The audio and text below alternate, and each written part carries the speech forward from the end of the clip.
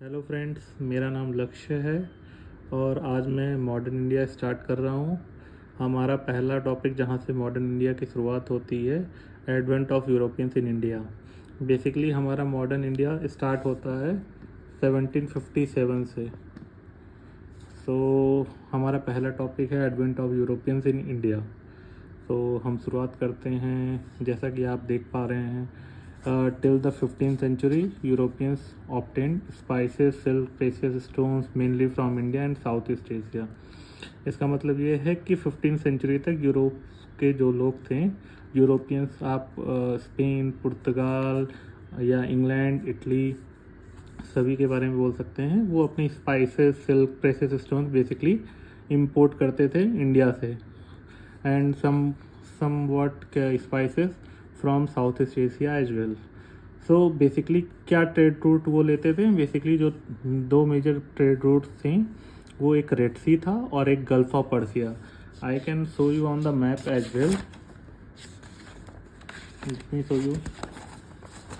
जैसा कि आप देख पा रहे हैं मैप में, ये रेड सी का रूट हो गया, ये हमारा इंडिया है। यहाँ से फर्स्ट रूट ये गल्फ ऑफ पर्सिया का है, then this one Red Sea. Okay, तो हम आगे चलते हैं।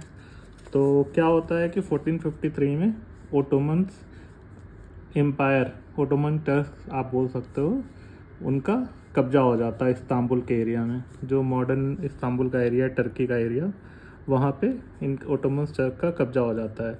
तो उससे क्या होता है कि ये दोनों जो मैंने आपको दिखाया, basically Red Sea and Gulf of Persia के जो रूट होते हैं, सी रूट, वो रुक जाते हैं, रेस्ट्रिक्ट हो जाते हैं, क्योंकि ओटोमन टर्क का जो एरिया था बेसिकली ये एरिया था।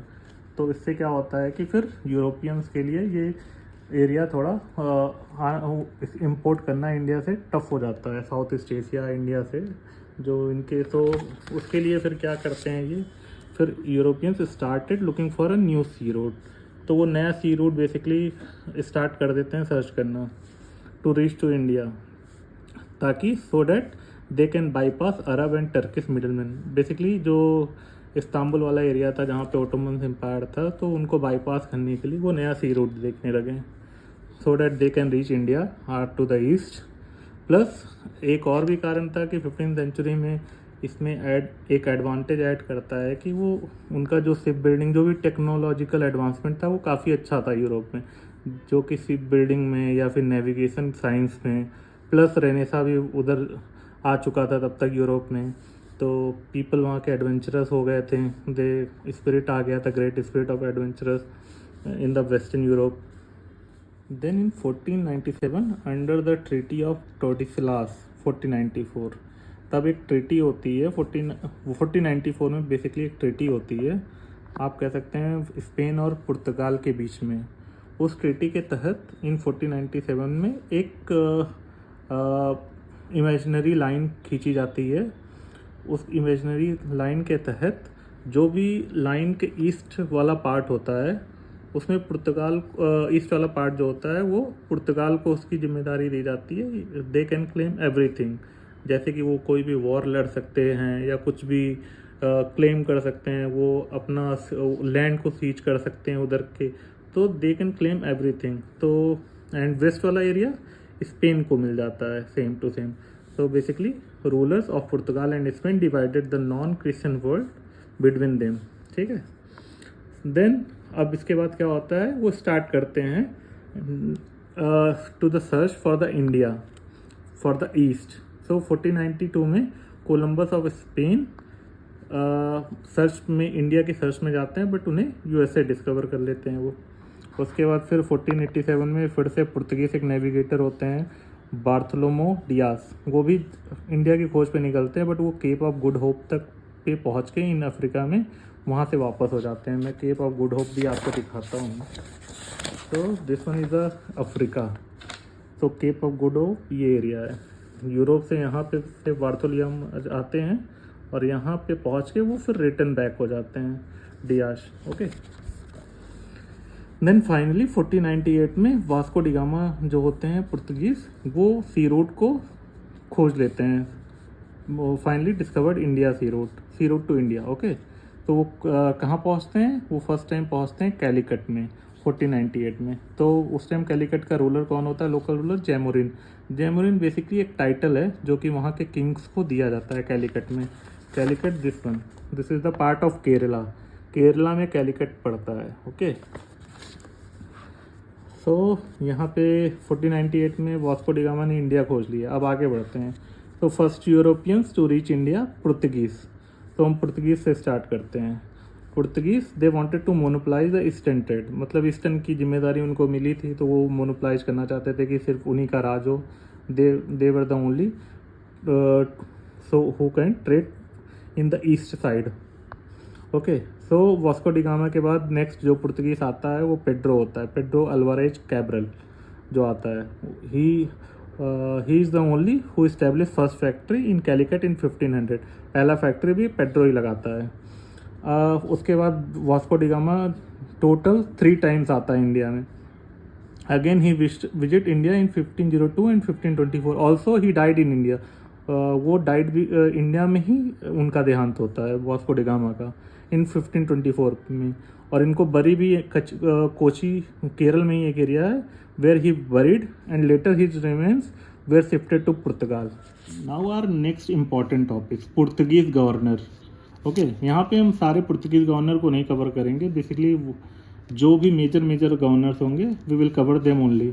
सो first Portuguese governor was Francisco de Almeida. So date आप देख सकते हैं 1505 टू 1509।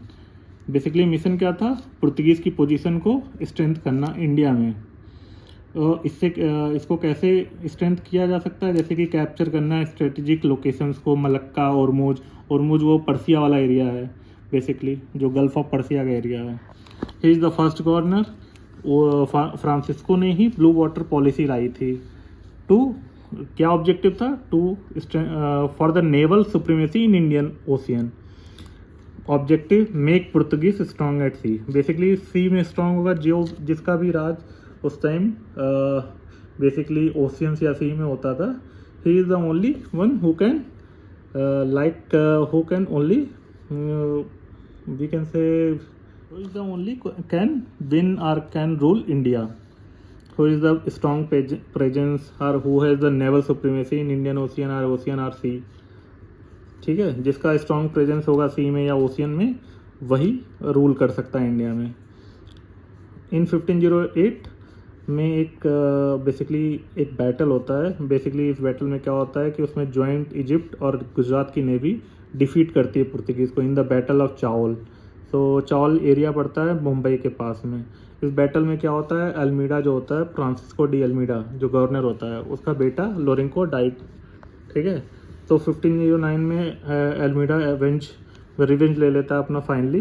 तो वो डिफीट करता है both the navy of Egypt and Gujarat in the battle of Diu. Then finally एक कार्टेज सिस्टम भी वो लाता है। बेसिकली ये इसी में पासेस लाइक अ सिस्टम हो एक होता है कि मैरीटाइम ट्रेड के लिए कंट्रोल करने के लिए मर्चेंट शिप्स को। सो बेसिकली इतना ही था अल्मीडा को। सेकंड हम देखते हैं अल्फांसो डी अल्बुकर्क को।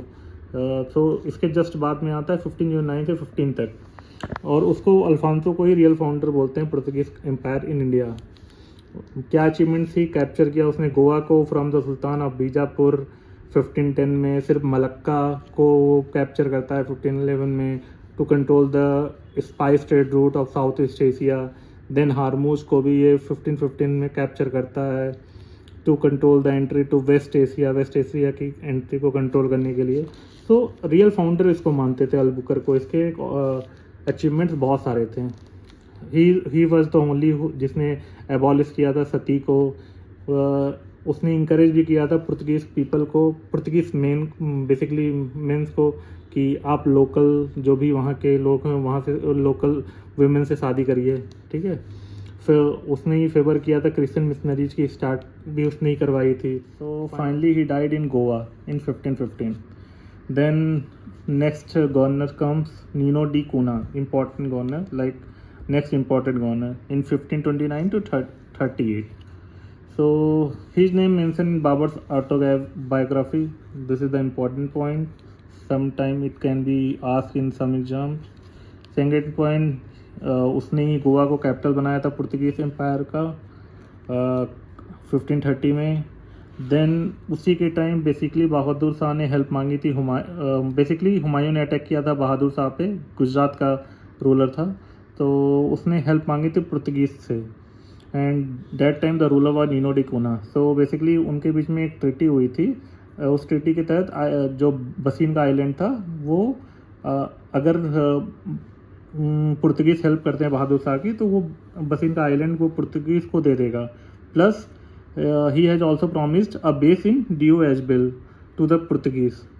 सो बट होता क्या है कि हुमायूं के जाने के बाद इनके बीच में रिलेशंस जो होते हैं वो बेकार हो जाते हैं 1536 तक। सो लेटर क्या होता है कि बहादुर शाह को ये लोग इनवाइट करते हैं पुर्तगीज शिप पे, और next topic is decline of Portuguese. तो इसके सेवरल फैक्टर्स हैं, like first one, local advantage gained by the Portuguese in India were reduced with the powerful dynasties emergence in Egypt, Persia and North India, and also rise of Marathas as their immediate neighbor। ठीक है, होता क्या है कि अब धीरे धीरे powerful dynasties आ जाती हैं इजिप्ट, पर्सिया, नॉर्थ इंडिया में। इवन इन मराठा का राइज होता है as a immediate neighbour of the Portuguese. Maratha इनसे कैप्चर भी कर लेते हैं सालसेट एंड बसिन वाला area in 1739 from the Portuguese. Another reason like religious policy उनकी अच्छी नहीं थी, तो लाइक दे धीरे धीरे वो कन्वर्जन के तरफ बढ़ गए थे, कन्वर्जन टू क्रिश्चियनिटी को प्रमोट कर रहे थे। उससे क्या वो पॉलिटिकल फियर आ गया हिंदूज एंड मुस्लिम दोनों के अंदर। थर्ड, उनका डिसऑनेस्ट था। इवन शाहजहां ने सीज कर लिया था हुगली को 1632 में पुर्तगीज से। फोर्थ रीजन लाइक डिस्कवरी, तब तक ब्राज़ील की भी डिस्कवरी हो गया, तो उससे क्या हुआ, उन्होंने अपनी कोलोनाइजिंग एक्टिविटी को वेस्ट के साइड पे ज़्यादा डाइवर्ट कर दिया। उसके बाद फिफ्थ वन लाइक मोनोपोली जो इनका सी रूट पे था वो भी अब ख़त्म हो गया था, क्योंकि डच और इंग्लिश भी धीरे धीरे उनको भी इस रूट के बारे में पता चल गया था। उससे क्या हुआ कि ट्रेड राइवलरी यूरोपियंस के साथ बढ़ गई। डच एंड इंग्लिश उनसे ज़्यादा एडवांस थे, ज़्यादा रिसोर्सेस हैं, तो धीरे धीरे बेसिकली क्या हुआ, पुर्तगीज़ का डिफीट भी हो गए यूरोपियन से। जैसे कि आप देख सकते हैं बैटल ऑफ स्वाली में डिफीट हो गए ब्रिटिश, डिफीट्स पुर्तगीज एंड और क्या होता है कि यूनियन जो होते हैं ये एक यूनियन का पार्ट होते हैं। जब स्पेन के साथ टॉर्डिलस की संधि होती है तो ये दो किंगडम्स होते हैं, टू किंगडम स्पेन और पुर्तगाल का। इससे क्या होता है कि पुर्तगीज़ भी, एक स्पेन का वॉर होता है इंग्लैंड हॉलैंड के साथ, पुर्तगीज़ भी अपने आप इस वॉर का पार्ट हो जाते हैं। उससे क्या होता है कि ये बैडली इफेक्ट होते हैं इस वॉर की वजह से, उससे इनकी मोनोपोली घट जाती है इंडिया में। नेक्स्ट यू कैन से, मैंने ऑलरेडी आपको बताया कि बैटल ऑफ स्वाली में ब्रिटिश डिफीट करते हैं, उसकी वजह से भी इनकी डोमिनेंस ख़त्म हो जाती है। हॉर्मुज ये हार जाते हैं पर्सियन से 1622 में। मलक्का ऑलरेडी ये डच से हार जाते हैं। और by the end of 17th century Portuguese confined हो जाते हैं गोवा एंड दमन इन दीव तक। बस 1961 में ये इंडिया का पार्ट हो जाता है ऑलरेडी। सो हमारा टॉपिक यहीं पे ख़त्म होता है। Next time I will start with Dutch के साथ हम स्टार्ट करेंगे, कैसे उनका आगमन होता है, क्या क्या उनकी फैक्ट्रीज वो बनाते हैं, उसके बाद कौन सी उनकी फर्स्ट फैक्ट्री होती है, क्या उनकी अचीवमेंट्स होती है, ऑब्जेक्टिव होती हैं, वो सब हम डिस्कस करेंगे। तो थैंक यू, बाय।